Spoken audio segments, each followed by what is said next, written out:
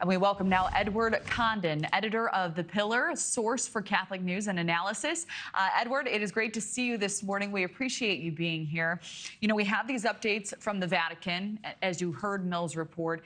Is there anything additional you're hearing about the Pope's condition or potential preparations for a transition in the near future, perhaps?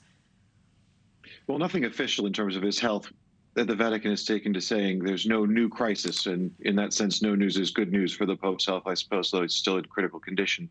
But yeah, I think at this point, people are looking at this situation, hearing some of the language the Vatican is using, and often parsing the sort of special vocabulary that Vatican officials use when the Pope is in ill health is a little illuminating. When they start speaking about the Pope passing tranquil nights and being serene, you know that the situation is very grave. And so a lot of cardinals have already started looking at making plans to travel for Rome in the event of a potential papal funeral or conclave.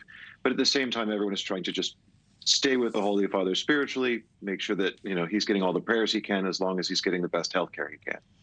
In your opinion, if his health does not improve, can he still effectively lead the church? Well, yes, the short answer is yes. He can be the Pope from a hospital room without any real challenge to his ability to fulfill the office. He can make things more difficult for himself administratively, of course. But Pope John Paul II had a long fight with Parkinson's, and towards the end of his reign, he was gravely incapacitated medically. And he turned that situation into a witness for the dignity of human life, even at the end of life, and even through sickness. And I think Pope Francis is more than capable of performing the same role on the global stage. Of course, administratively, being in a hospital makes things much more difficult for him. But the Pope's ministry can change over the course of his life, and which bits of it he has to emphasize at any given moment. Yeah, and we talked to Mills a little bit about this. We know Pope Francis has had a major impact on the church. What do you believe his greatest legacy will be? I think it's difficult to put your finger on one particular thing that will be the legacy of Pope Francis.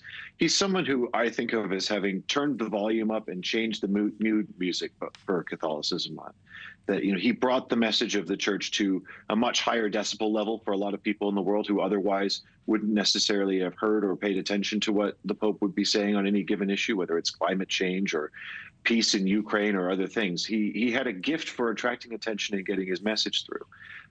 It hasn't been an unalloyed success having all 10 years of Pope Francis's reign. You know, we've seen some major problems that he was elected with an eye to fixing and reforming, which haven't gone according to plan, most notably the organization of the Vatican itself and the financial crises that it's been lurching from in the last couple of decades. So I think it'll be a mixed bag, but Pope Francis has been an historic Pope, and hopefully he will continue to have a few more surprises left in his reign for us.